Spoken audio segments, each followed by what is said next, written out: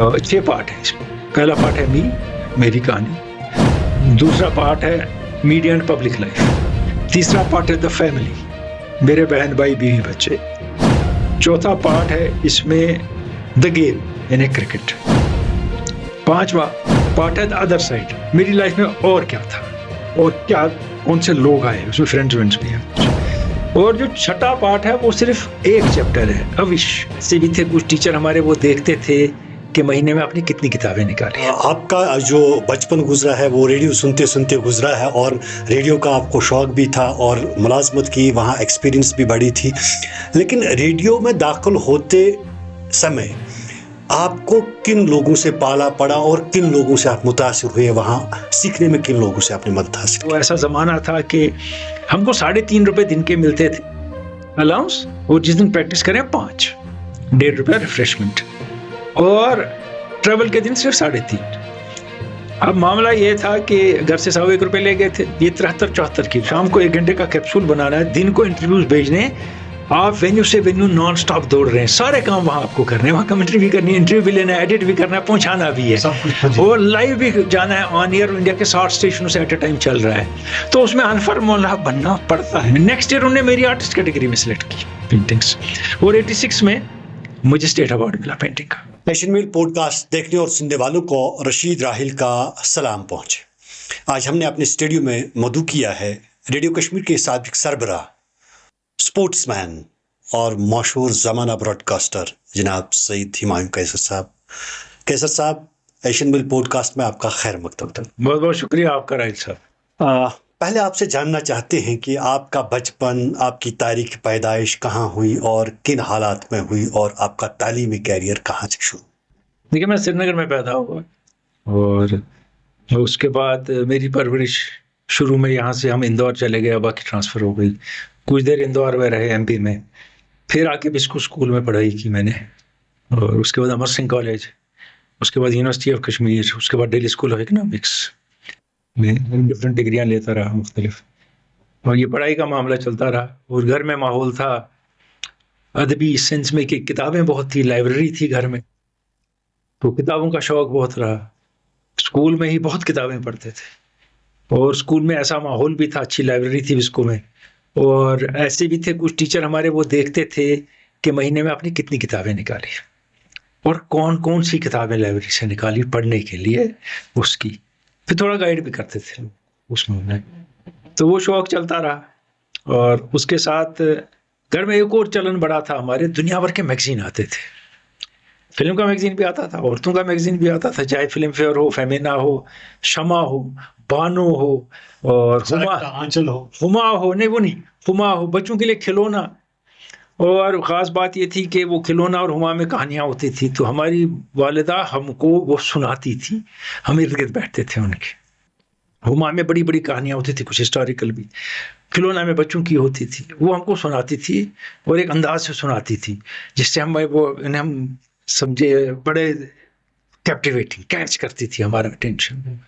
तो वैसे ही मालूमात, इंफॉर्मेशन अंदर आती रही, आगे बढ़ते रहे हम, और स्कूल में ही क्रिकेट खेलना भी शुरू किया, आगे भी खेलता था, कश्मीर के लिए खेली प्रोविंस की, फिर क्रिकेट का सफ़र शुरू हुआ उसके साथ साथ, तो उसकी भी बात करूंगा। पहले यही मैंने आपको कहा कि कश्मीर में पैदाइश है, और मेरे 3 बहन भाई जो हैं वो जम्मू में पैदा हुए हैं, मैं घर में बच्चों में अकेला हूँ जो कश्मीर में पैदा।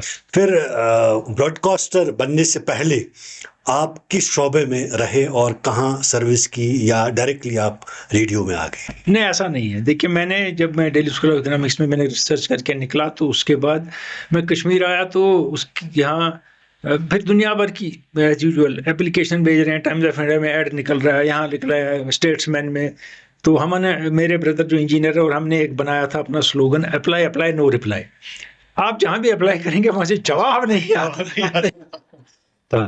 तो इस दौरान यहाँ सॉइल कंजर्वेशन डिपार्टमेंट था, तो उसमें उनका एक नेशनल प्रोजेक्ट था लैंड यूज़ का, वो था सार से यूसबर्ग वगैरह का, मिनिस्ट्री ऑफ एनवायरनमेंट इकोलॉजी का, गवर्नमेंट ऑफ इंडिया का। उसमें मैंने ज्वाइन किया एज सीनियर रिसर्च फेलो, वो कॉन्ट्रैक्ट पे था, तो उसमें हम प्रोजेक्ट में थे, वहाँ 2 सीनियर रिसर्च फेलो थे, 2 जूनियर थे, तो तकरीबन 2.5 साल मैंने वहाँ काम किया, और उसके बाद उनका रिसर्च प्रोजेक्ट तकरीबन कंप्लीट हो गया था, तो मैंने अप्लाई किया, यही एक बार अप्लाई को रिप्लाई आ गया। तो टाइम्स ऑफ इंडिया में एक ऐड था, मैंने एप्लीकेशन भेज दी, उन्हें बुला लिया। अब वो भी बड़ी दिलचस्प बात है बुलाना। ये हालात 89 के ख़राब हैं बहुत। हमें एक टेलीग्राम मिलती है घर में, उस टेलीग्राम में लिखा है कि आपका पहली डेट जो है इंटरव्यू की वो रद्द हो गई, अब नई डेट ये है। पहली टेलीग्राम नहीं मिली, दूसरी जिस दिन मिलती है उस दिन भी वो दूसरी डेट भी गई है, एक्सपायर डेट, दूसरी डेट भी गई है। लेकिन अब्बा ने कहा नहीं, तुम जाओ, मैं टिकट लाऊंगा तुम्हारे लिए, संडे को जाओ तुम जहाज में दिल्ली, और मंडे को उनके ऑफिस जाओ, दोनों ये टेलीग्राम लेके अपने जो आई है। मैंने उनको कहा क्या करते हैं, पैसे जाए होंगे? कहा मेरे होंगे, जाओ। मैं दिल्ली गया, उनके ऑफिस पहुंचा, तो उन्हें इंटरव्यू लिया, बातें की। वो एक थी इकोनॉमिक डेवलपमेंट एसोसिएट्स। वो इंडिया में जितने रूरल डेवलपमेंट प्रोजेक्ट हैं इंटरनेशनल, चाहे वर्ल्ड बैंक के हों, गेट, अनटायड, वर्ल्ड ट्रेड सेंटर के, बाकियों के, वो उनके कंसल्टेंट थे, उनको डायरेक्शन देते थे इंडिया में कैसे चले, वो असेस करते थे, फिर नया रास्ता दिखाते थे। तो वहाँ मैंने उन्हें ले लिया। उसके बाद इंटरव्यू के बाद उन्होंने सेलेक्ट किया मुझे, तो वहाँ मैंने 2-2.5 साल काम किया सोशल साइंटिस्ट, और उसमें टूर बहुत किया। उसमें मेरा एरिया था एक जे&के में नेशनल सेरिकल्चर प्रोजेक्ट था, और कर्नाटक में था, बनारस में, और भागलपुर। इन इलाकों में मैंने बहुत ट्रैवल किया, बहुत रिपोर्ट्स लिखी, बहुत रिसर्च का काम था, मैंने सीखा बहुत। मैं बताऊंगा कैसे। वहाँ वर्ल्ड बैंक के इकोनॉमिस्ट भी थे, उनसे भी मेरी मीटिंग होती थी। वो वर्ल्ड ट्रेड सेंटर का कोई चीफ एनालिस्ट है, वो मेरे साथ बैठता था, वो बहुत इल्म वाले थे, मैं सीखता था, और उससे एक कॉन्फिडेंस पैदा हो गया जिंदगी में। और जब मैंने फिर अखबार में ऐड आया था यूपीएससी का, तो अप्लाई किया इंडियन ब्रॉडकास्ट सर्विस के लिए, जो रेडियो में आया बाद में।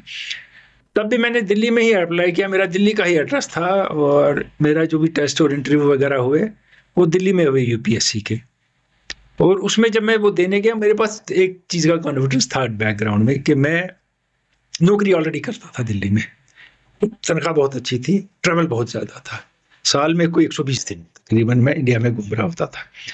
तो इसलिए मुझे उसमें ये खौफ नहीं था, अगर मैं कामयाब नहीं हो तो मेरा क्या होगा, मेरी नौकरी नहीं, मेरे पास मैं बेरोजगार नहीं हूँ, मुझे ऑलरेडी रोजगार है। रोजगार। तो फिर मैं सेलेक्ट हो गया यूपीएससी के थ्रू, प्रोग्राम एग्जीक्यूटिव बना, तो रेडियो आ गया। फिर सबसे पहले आपकी पोस्टिंग कहाँ? मेरी श्रीनगर हुई पोस्टिंग। उसमें ऑप्शन दिया था उन्हें, दूरदर्शन या रेडियो, मैंने रेडियो ऑप्ट किया उसके लिए। वजूहत क्या है कि रेडियो आपने चुना, दूरदर्शन, जबकि वहाँ एक इंसान की शक्ल भी आती है और ग्लैमर भी था, तो आपने रेडियो चुना क्यों? बड़ा हिट था तब। मेरा मामला ये था कि मैं पूरी जिंदगी बहुत रेडियो सुना हूँ, बचपन से। जब हम छोटे थे तो घर में हमारे radio Kashmir, BBC English service, और वॉइस ऑफ अमेरिका नहीं, वो कम, लाहौर, इस्लामाबाद, इसकी आवाज़ गूंजती रहती थी, और ऑल इंडिया रेडियो की खबरों की सारे टाइम। तो उसमें कहीं फरीदा खानम, कहीं बेगम अख्तर, कहीं मेहदी हसन, उस्ताद अमानत अली खान, ये हमारे रस्म दिमाग में बस गए थे सारे। बड़े बड़े गुलाम अली खान, अब्बा का शौक था ना ये असल में। तो ये चीज़ें सारी अंदर आई थी। और मैं जहाँ भी जाता था, जब मैं वहाँ इकोनॉमिक डेवलपमेंट एसोसिएट्स में भी था, तो मेरे साथ बैग में 2 चीज़ें होती थी टूर पे।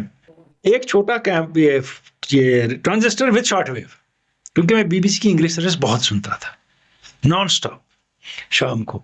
दूसरा एक कैमरा, फोटोग्राफी का शौक बहुत था, ये हर जगह। और मुझे जब मेरी ये नौकरी लगी, तो मुझे कुछ लोगों ने, जब मैंने उनको इस काम में इस्तीफा दे रहा हूँ जहाँ मैं नौकरी करता था, उनको अच्छा भी नहीं लगा, उन्हें कहा करो नौकरी, मत जाओ वगैरह वगैरह।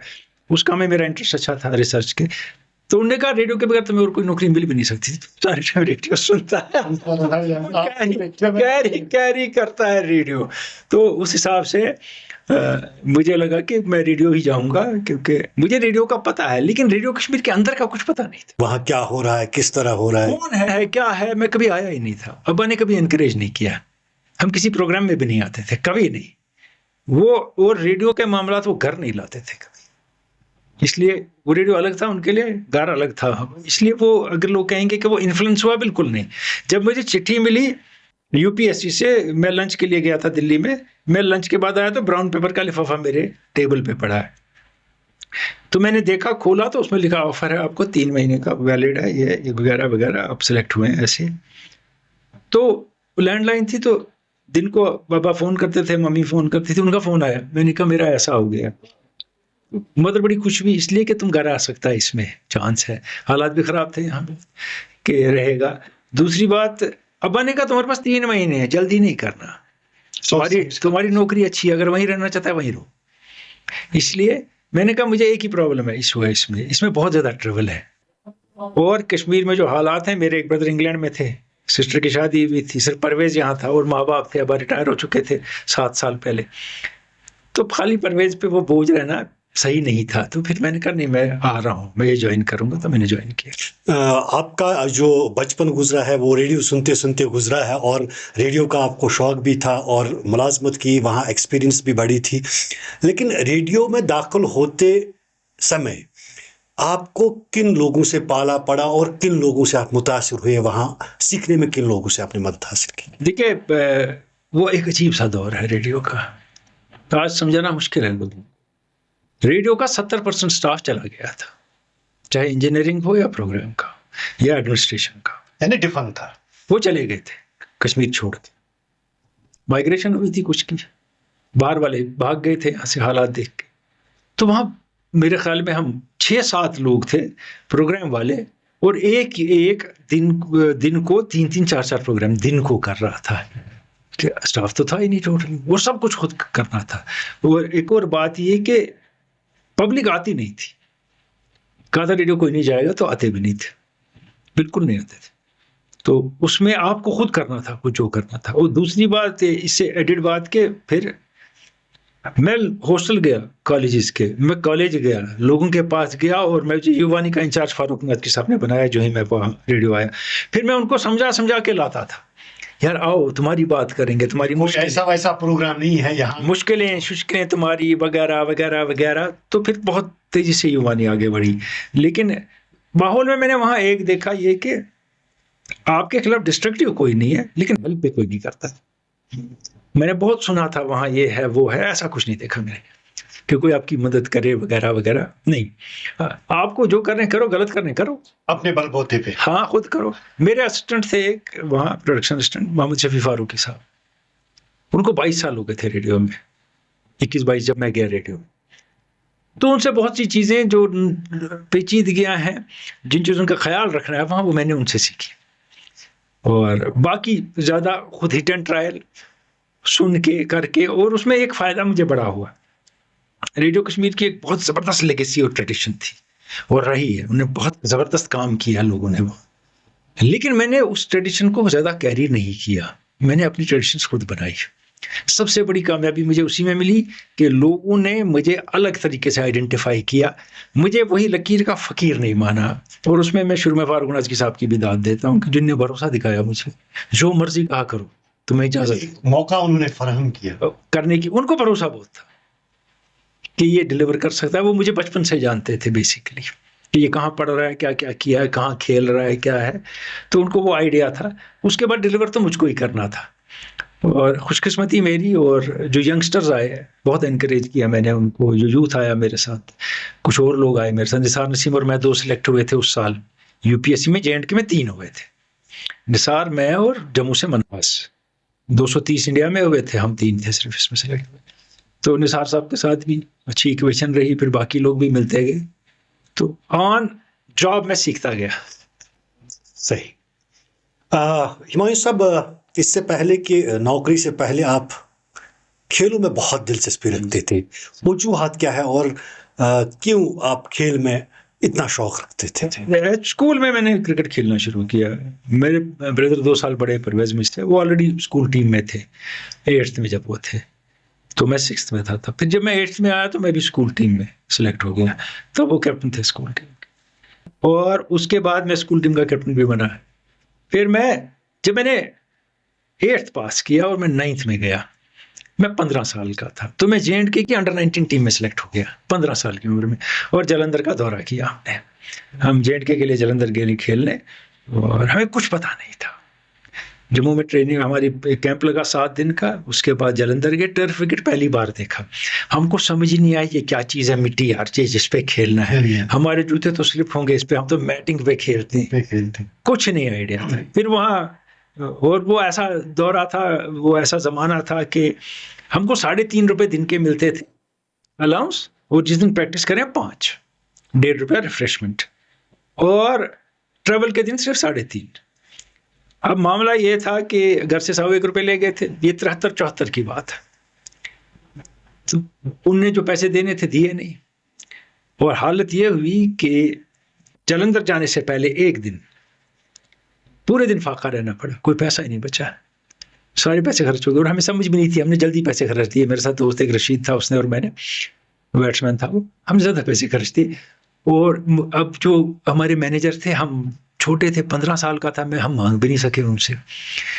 और जब फिर जालंधर में हॉस्पिटैलिटी थी होस्ट की, पंजाब ने हमें खाना पीना रहना सब इंतज़ाम किया था, तो ऐसा मैंने फिर 45 या 50 रुपए बनते थे जो उन्हें हमें देने थे, उन्हें वो भी नहीं दिए। तो आज के ज़माने की क्रिकेट, दिन के 70,000 रुपये रांची में, और हमको 30 रुपये, फिर 150 रुपये, सिर्फ वादा दिए, कभी नहीं।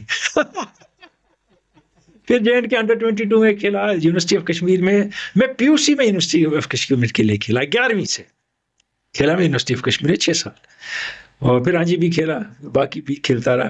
फिर जब मैं रेडियो में आया, फिर उस वक्त हालात ऐसे थे, यहाँ ऑर्गेनाइज क्रिकेट बंद हो गई थी 90 में हालात की वजह से।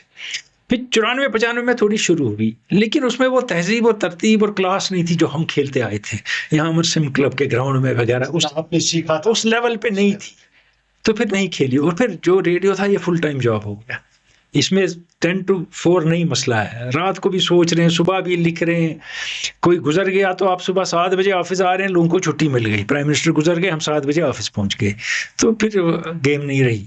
फिर मैंने गेम को प्रमोट किया था प्रोग्राम्स। आपने गेम को प्रमोट किया, ये मुझे याद भी है, और कभी कभी आपकी कमेंट्री भी सुनते थे। क्या वजह है कि आप कमेंट्री का शौक रखते थे?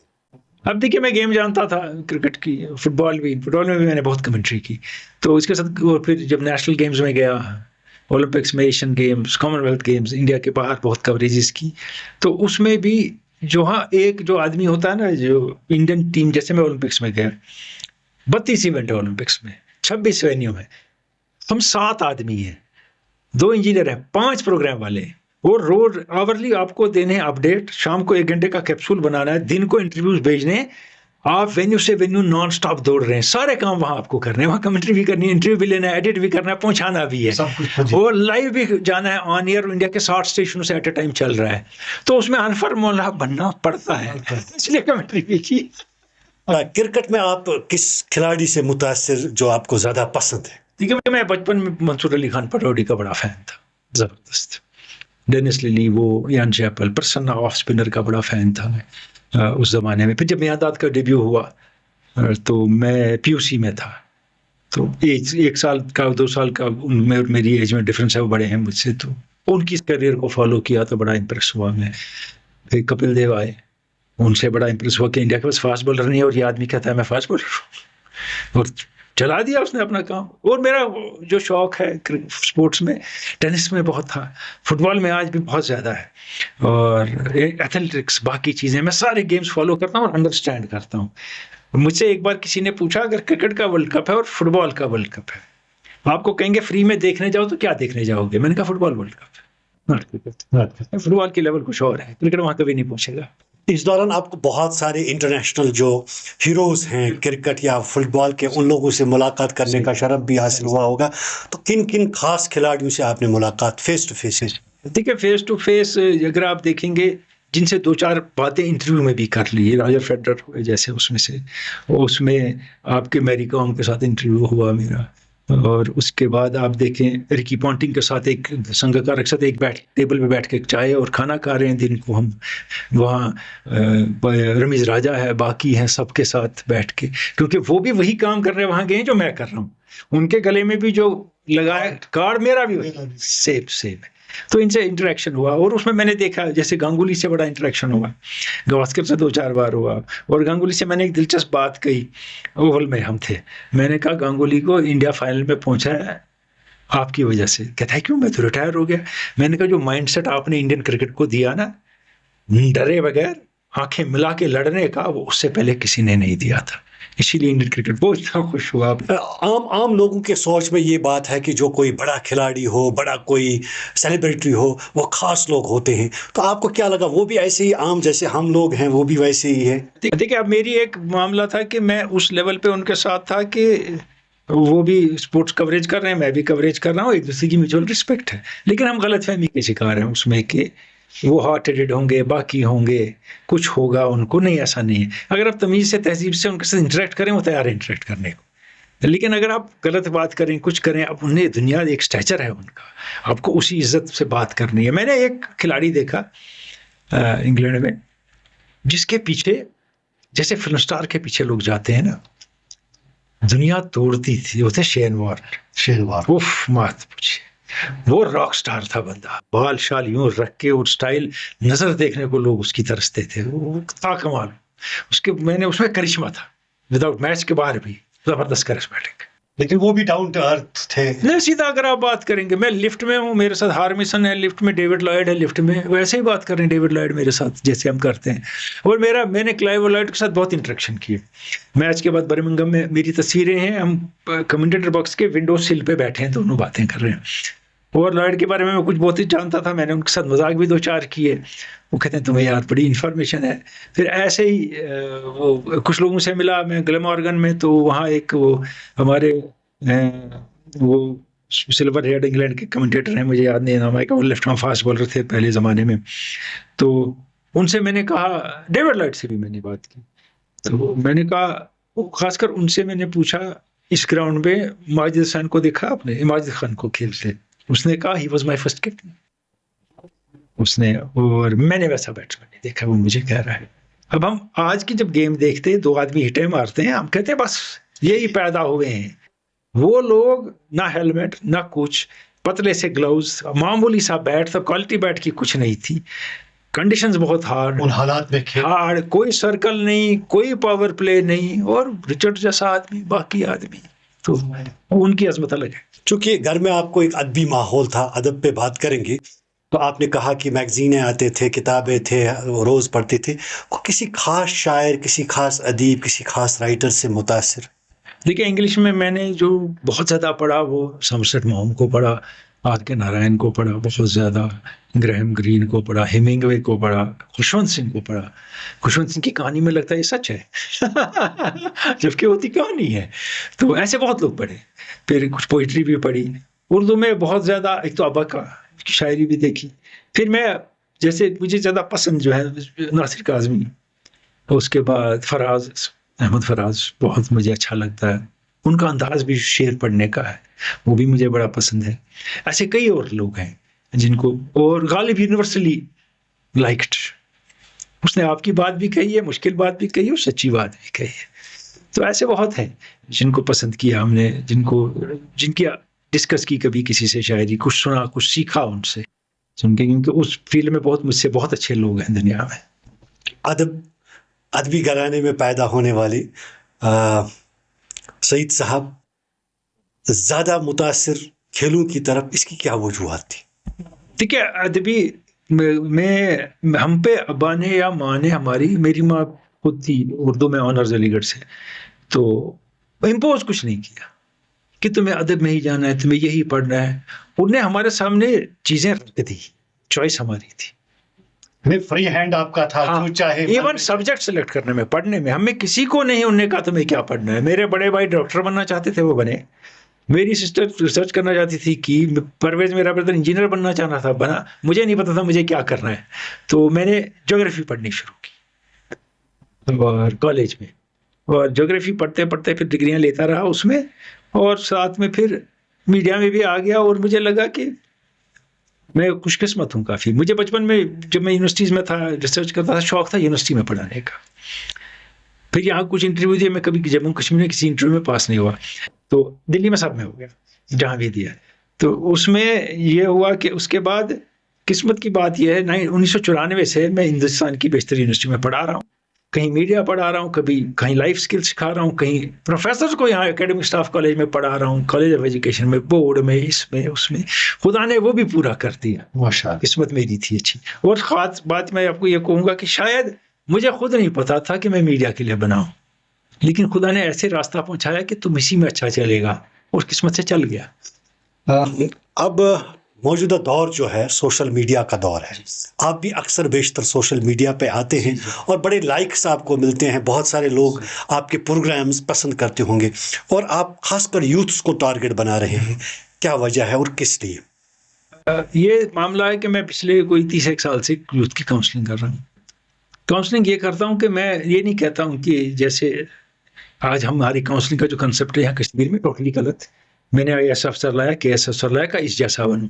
अरे मुझे ये नहीं बनना है, मुझे बताओ जो मुझे में काबिलियत है उसमें मैं क्या कर सकता हूँ। जैसे 3 इडियट्स में हाँ, उन्होंने कोशिश की है। मैं 30 साल से यही काम कर रहा हूँ। उस आदमी को बता रहा हूँ तुम्हारे अंदर ये सलाहियत है, यही करो, इसी पे जाओ। अगर तुम एडमिनिस्ट्रेटिव सर्विस के लायक हो या इंटरेस्ट है बनो, मैं नहीं कहता हूँ मत बनो। लेकिन आपने एक एग्जाम पास करने वाले को काउंसलर समझ दिया, वो काउंसलर नहीं है, उसको लोगों ने सिखाया तब उसने एग्जाम पास किया। जो उनको पढ़ाते हैं उनको लाइए।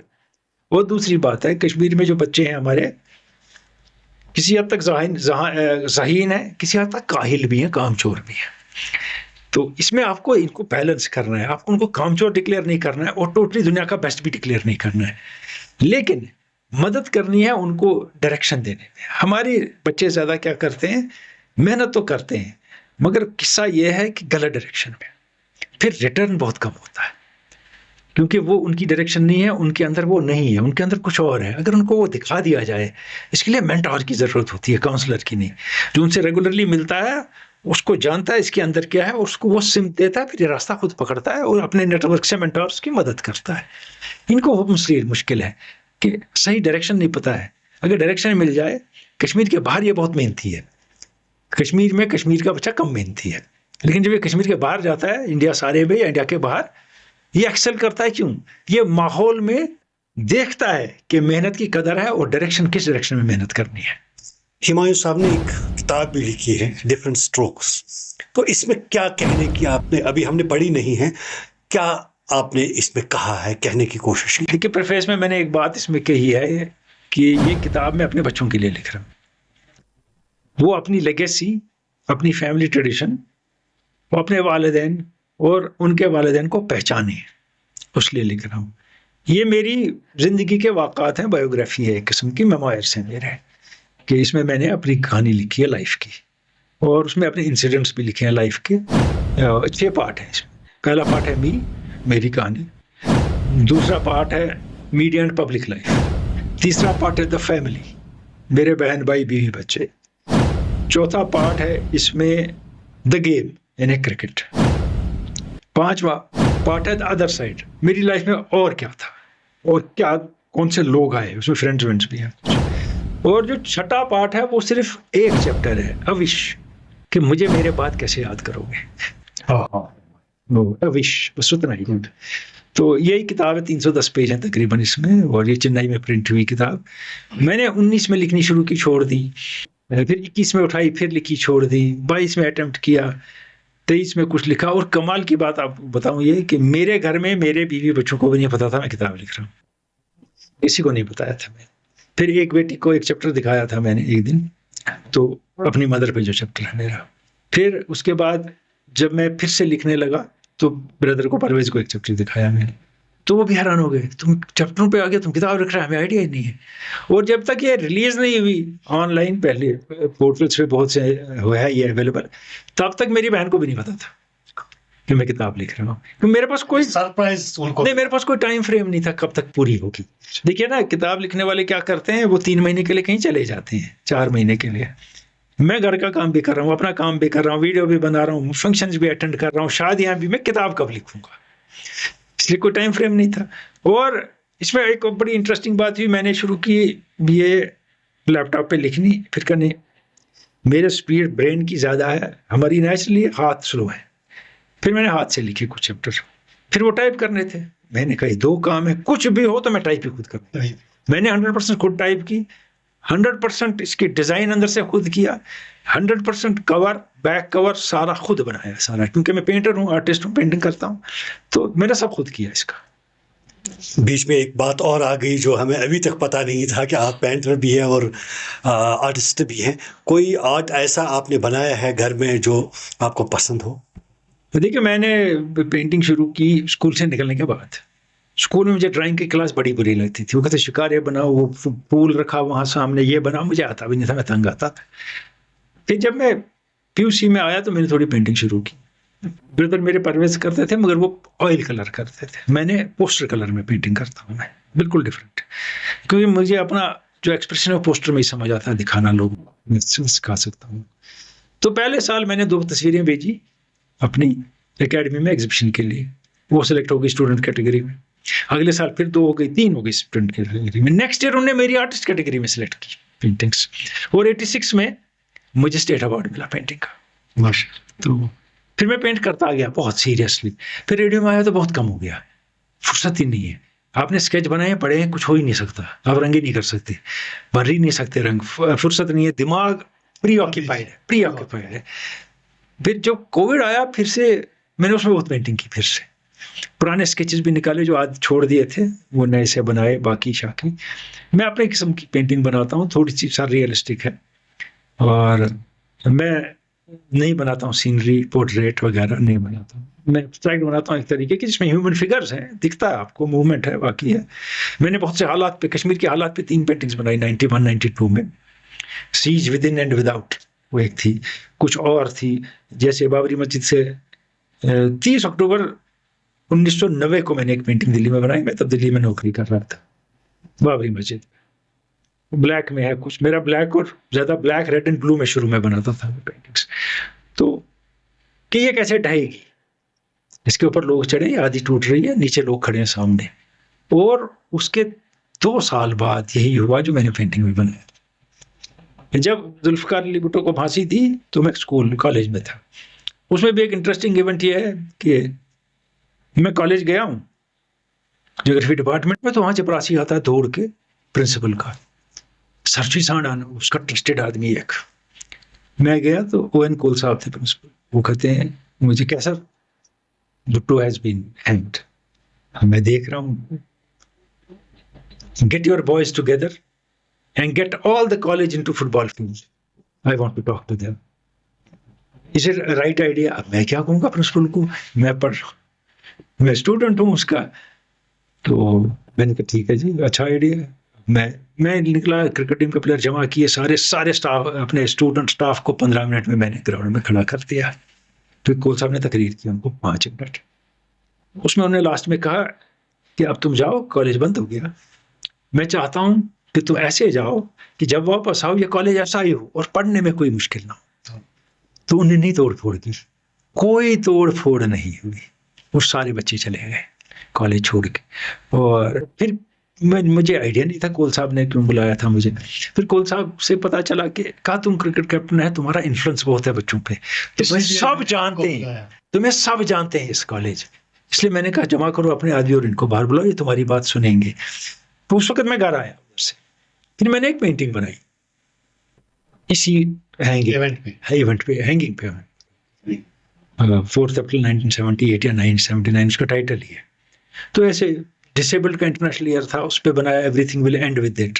उसके बाद कुछ नहीं हुआ, 81 में आपने मना लिया फिजिकली चैलेंज का दिन, उसके बाद वो वैसे ही रहेंगे। अभी जब ईरान में रेवोल्यूशन आया तो मैंने एक पेंटिंग बनाई है चादर रेवोल्यूशन, उसमें चादरें जैसी हैं और फिगर्स हैं, क्योंकि इस रेवोल्यूशन में औरतों का बड़ा हाथ था ईरान के। चादरें ओढ़ के बच्चे गोद में लेके वो निकलती थी, बच्चे मर भी जाएं लेकिन सड़क से हटती नहीं थी।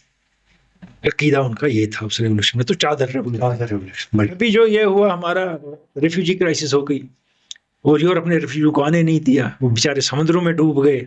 जबकि वर्ल्ड वॉर के वक्त सारे ये अफ्रीका गए, बाकी गए, उनने इनको गले लगाया यूरोपियन रिफ्यूजीज को। तो मैंने रिफ्यूजीज पे भी, उस पर भी एक बनाई, इनके लिए एक पेंटिंग बनाई थी बड़ी अच्छी। तो दिमाग में मेरे आ गया। हिमांशु साहब, यहाँ एक बात मेरे जहन में आ गई कि आपने यहाँ भी स्कूलिंग की है, जम्मू कश्मीर में भी, और जम्मू कश्मीर से बाहर भी स्कूलिंग की है। डिफरेंस क्या नजर आ गई यहाँ की स्कूलिंग और वहाँ की? आपको मैं एक सरप्राइज दूंगा, मैंने जब बाहर स्कूलिंग की ही नहीं, वो मैंने किताब में लिखा है अपनी। जब मैं बाहर गया तो मेरे बहन भाई जा रहे थे स्कूल, मैं स्कूल की एज हो गया था मगर मैं स्कूल नहीं गया। मुझे माँ ने घर में पढ़ाया छुड़ाया वगैरह वगैरह। जब मैं वहां से आया तो अब्बा की वापस ट्रांसफर हो गई, बिस्कू चले गए, बिस्कू वाले ने मेरा टेस्ट लिया और तीसरी में डायरेक्ट एडमिशन हो गया मेरा, क्योंकि मुझे माँ ने ऐसे पढ़ाया था। वो ऑलरेडी हाँ, मैंने एग्जाम दिया, मैं पास हो गया और 3 महीने बाद में चौथी में चढ़ गया, पास हो के। तब की बिस्कू में एजुकेशन बड़ी डिफरेंट थी। एक और सवाल कि कश्मीर में मीडिया के साथ रहकर आपको कितना सेटिस्फिकेशन मिली कि मैंने कुछ लोगों के लिए किया या वतन के लिए किया या आवाम के लिए? क्योंकि मैं बताऊंगा आपको, मैं कहीं भी जाता हूँ, लोगों से मिलता हूँ, तो वो बहुत लोग कहते हैं कि मैं उनसे नहीं मिला हूँ लाइफ में कभी। वो सारे आते हैं, कहते हैं आप हमारे मेंटर हैं, आप हमारे गाइड हैं, आप हमारे उस्ताद रहे हैं, रेडियो पर सुन सुन के आपने हमारी लाइफ को डायरेक्शन दी है। तो मुझे लगता है अच्छा कि शायद कुछ हो गया, कुछ किया मैंने, एक चेंज में ला सका सोसाइटी में, या कहीं किसी की मदद हो सकी मेरे काम से, जो मुझे प्लेटफॉर्म दिया था रेडियो कश्मीर ने। देखिए एक सीधी बात है, अगर मैं सड़क पर निकल के अभी बोलना शुरू करूंगा, कोई खड़ा होकर सुनेगा नहीं। जब मुझे रेडियो कश्मीर का प्लेटफॉर्म मिलता है और मुझे वो इस्तेमाल करना आता है, तो लाखों सुनते हैं। तो मुझे तो शुक्र उसका भी है कि कहाँ मैं था। और उसमें मैंने एक चीज़ नोटिस की यूथ के बारे में अपने, जो मुझे आज भी, अब उनमें से सारी दुनिया में फैल गया है। इस वक्त के अफसर भी मेरे शागिर्द हैं, बहुत प्रोफेसर हैं, बाकी हैं। उसमें मैंने एक चीज़ की है, बड़ी इंपॉर्टेंट है हमारे लिए। जब आप जवान से बात करें, उसके लेवल पे बात करें। आज मैं 60 साल का हूँ, 55 साल का हूँ, मैंने ज़्यादा दुनिया देखी है। मैं अपने हिसाब से बात ना करूँ, मैं समझूँ वो 20 साल का, 18, 22 का, उसको उसी हाँ लेवल पे बात उसके वो साथ, कैसे समझेगा। यानी बच्चों के साथ बच्चे बनकर रहना, जो हमारे असलाफ ने किया है। हाँ।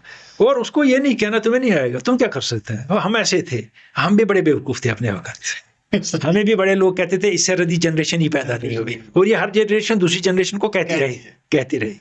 लेकिन ये है कि एक ये बात, दूसरी बात, और उनको सुनना सबसे बड़ी बात है। मैं पेरेंट्स की काउंसलिंग भी करता हूँ, उसमें मैं ये कहता हूँ बच्चा कहना चाहता है कुछ, क्या टाइम देते हो वो तुमसे बात करे, माहौल बनाते हो कि वो कुछ बोले और सवाल करे, और उसको सुनो। हम सुनते नहीं, हम अपनी सुनाते हैं सारे टाइम और कहते हैं यही करना है जो हमने कहा है। अगर आप उसकी सुनेंगे 4 बातें, वो भी सही कहेगा, ऐसी बात नहीं कहेगा। और एक पीरियड में हमारे यहाँ बहुत गलत इस्तेमाल भी मीडिया का हुआ, बहुत नेगेटिव थिंकिंग प्रोड्यूस की हमने डेथ काउंट सारे टाइम किया, हमने ये किया, और हमने कभी नहीं सोचा इस पीरियड में भी लोग इम्तिहान तो दे रहे हैं, शादी तो कर रहे हैं, मकान तो बना रहे हैं, गाड़ियां तो खरीद रहे हैं, तो चल रही है। हाँ, तो इस नौजवान को क्यों हम नेगेटिविटी में डाल रहे हैं? हम क्यों नहीं इसको अच्छा साइड दिखा रहे हैं जहाँ ये खुद तरक्की करेगा। और वो पीरियड बहुत बुरा रहा हमारे लिए। हिमायू साहब, आपने बहुत कीमती बातें बताई, इसके लिए बहुत टाइम होना चाहिए। मैं आपसे यही दरख्वास्त करता हूं कि क्या इस प्लेटफॉर्म से आप मैसेज देना चाहते हैं हमारे यूथ्स को? ठीक है, मामला मैसेज देने का बड़ा मुश्किल है। मैंने हर जगह कहा है कि मैं नहीं हूँ उस काबिल में मैसेज दूँ, मगर मैं ये एक बात कहता हूँ उनको कि आपके हाथ में आज फ़ोन है, आपको फ़ोन डायरेक्ट करता है, जो फ़ोन पे आप सच मान लेते हैं, नहीं वो सच नहीं है, वो एक साइड है कॉइन का, इसके दूसरा साइड है और तीसरा पहलू भी हो सकता है। बोले खुदा ने अकल दी है, एंटेना इस्तेमाल करें, इर्द गिर्द क्या हो रहा है। और प्रॉब्लम क्या हो गई, हम एनालाइज नहीं करते हैं चीज़ें, हम एक्सेप्ट करते हैं, इसने ये कहा उसने कहा। अगर एनालाइज करें तो पता चलेगा कि जिसने जो कहा है उसकी मसलियत बैकग्राउंड में क्या है, वो क्यों कह रहा है, वो किसके लिए है, किसको फ़ायदा पहुंचा रहा है, किसको नुकसान पहुंचा रहा है।